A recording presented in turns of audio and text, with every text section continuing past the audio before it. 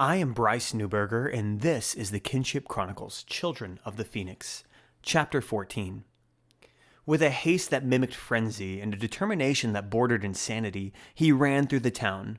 There was no time for secrecy. There was no time for discretion. Smythe needed to warn the mayor. He reached the door and beat on it with all his might. After a short moment of assaulting the door, it opened up to a much confused Mayor Gowan. Without awaiting an invitation, Smythe crossed the threshold and stormed into the lavish foyer. "What is it, Smythe?" asked the mayor with a hint of irritation, but mostly piqued interest. The shady informant struggled with haggard breath. Realizing that not much information could be shared this way, Gowan poured some liquor and handed it to him. Smythe always seemed a bit twitchy and easily excitable, but tonight seemed different. "Take your time. Breathe," coached the mayor. Smythe nodded and gulped his alcohol like a tonic. The mayor waited as Smythe seemed to regain himself. Then he shouted, "Out with it!" as Smythe almost spilt the drink over an expensive carpet. Smythe set the glass down and began with, "I have witnessed a large army in the forest bordering our town. We must ask the king for aid. We must call together a militia. We must flee!" He recommended in scatterbrained sequence. The mayor adopted a similar look to Smythe. His eyes flicked back and forth as he racked his brain for answers. "Are you certain?" he responded. "Yes, about 100 soldiers headed by a commander wearing the colors of the Rise Reach." "The Rise Reach?" he repeated. His tone was doused in dread. Mayor Gowan knew well the news of the Rise Reach, the third empire of man. All kingdoms targeted by the empire had submitted and joined Emperor Rysval's vision. That is, until he petitioned the kingdom of Eterna to join, which their king, Denigno, had refused. Ever since then, Gowan had known his town would be the first to fall in the war as the border between the two world powers. Smythe stared at the mayor, looking for answers. There was no correct answer to this. Eterna was no match for the Rise Reach. All would fail. Gowan poured himself a drink this time, letting Smythe simmer in anticipation like a tea kettle on a burner. The only answer was treason. Ridgewood would have to defect and join the Empire. No one could know this. Word would inevitably reach the king from some citizen vexed by delusions of loyalty. He would have to keep things quiet all the way until the soldiers marched in and took over. "What do we do?" asked Smythe as he came to a boil. Gowan retrieved a large sum of drakes from a safe and threw them to Smythe. "Forget about this mess. I'll take care of everything. Go drink away this trouble." Smythe gathered up his coins like a vermin moth stealing from a fire trap and made his way to the tavern.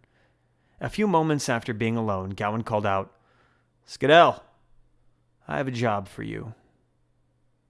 One night later. The moon held high like a spotlight, spreading its ambient light through the trees, which interrupted the wave of luminescence like a cheese grater, casting a complex weave of shadow over the forest floor and its inhabitants. It was this pattern that further unsettled Mayor Gowan. His contact for the secret meeting was a tall, metal-clad general by the name of Fallhurst. The pattern of darkness spread over his form like a twisted tattoo of corruption. His gleaming silver armor eagerly reflected the moonlight like a messenger of light fighting a coming darkness. Fallhurst took a step forward as Gowan approached. This one step now shrouded him in complete darkness. The light had lost. Gowan ignored cliches. He gulped with nervousness. He had staked everything on this one conversation. His recent decisions had cost the life of his informant, a little boy, and doomed the fate of a family.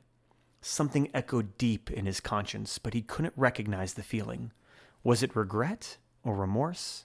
He wasn't sure. His recent dark deals and evil enticements had all but stripped him of a conscience. Even now he wondered why he was risking his life for some worthless town and not saving himself. The general stood looking at the mayor without a word. Gowan took the silent unease as his invitation to speak first. "Welcome, esteemed ambassadors of the Rise Reach," he said with a false confidence and insincere hospitality. The warrior general had his full-faced helm closed so that the face inside could not be seen. His voice remained hidden as well as the unspoken awkwardness continued. The mayor faltered for a moment, then began again. "We accept your invitation into the Rise Reach. The general remained silent for a long moment. Gowan was just about to speak again as Falhurst responded in a voice that was only above a whisper, but still retained a gruff undertone. "Is that not treason?" The words came out like cold air from a vent. The mayor frowned with consternation as he struggled to answer the question. "I suppose it is to our king, but we fully embrace the emperor." Another pause, as if the general's response had to rumble up from the deep recesses of his seemingly empty armor. "Why would you betray your king?" Again befuddled by the response, the mayor answered, "Because he cannot protect us." "So you would join the empire out of self-preservation?" "Yes!" exclaimed the now exasperated town official. His outburst was returned with nothing. No reaction, no movement, no answer. The mayor sighed with frustration. "Look, I've covered up your coming with extreme clandestineness. No one knows of your approach. You can come in and take over with no effort required." The general continued his verbal embargo. Again, the mayor continued, a bit more flustered this time. "This secrecy has required a great deal of effort on my part. I have had my informant murdered, a young boy executed, an innocent family now lies with the blame, all so I can make this deal with you." Eldrich gasped, then shushed himself. So this is what it was all about, he realized. This Smythe had found this army, told the mayor, and was killed so that the traitor could offer up the town on a silver platter. Then his family was pinned with the murder to keep things quiet. He grabbed his sword and struggled not to jump up and attack the filthy mayor. For the first time in his life, Eldrich hated someone. He cursed the mayor and wished every bad misfortune on him he could think of. The general chuckled in a raspy, quiet abomination of a laugh. He leaned closer, which caused him to loom ominously over the mayor. "We accept your invitation to join our empire." The mayor relaxed and his mood eased. "Great. What do you need for us to do for you?" "You will serve as an example to all other towns and cities that originally refused our emperor." The mayor moved to ask the meaning of the request, but he found he could draw no breath to speak. He looked down to see the general's sword lodged in his chest. All of the mayor's plans and schemes unraveled into blood and tears between cold steel. It was in the middle of his tirade of curses that Eldrich noticed the sword sticking out of the mayor's back. Eldrich's mind went blank and tears formed in his eyes. He had believed that he hated the mayor, but watching him die put that into perspective. Eldrich had read of bad guys dying in books, but for the first time, he witnessed death. The mayor slumped to his knees, clutching at the sword and gurgling for breath as he suffocated on his own blood. The general kicked the kneeling mayor off his blade. He landed in a curled-up ball and began to shudder and spasm. Though his pleas were unintelligible, it was clear he was weeping. The second-in-command nudged the body out of the way with his boot and asked for orders. The general gave his order. "Burn everything."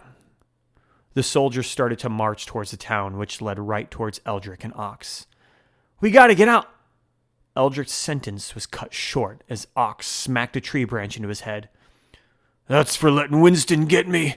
The bully stole Mel's fancy sword and rushed into the forest, leaving Eldrich for dead as the soldiers approached his body. Thank you for listening. I'm Bryce Newberger, and this has been the Kinship Chronicles, Children of the Phoenix. If you enjoyed what you heard and you'd like to purchase the full book, then either look up New Books on the Google Play bookstore, NEU Books, or simply click the link in the description. The book is only $5, and I appreciate your support.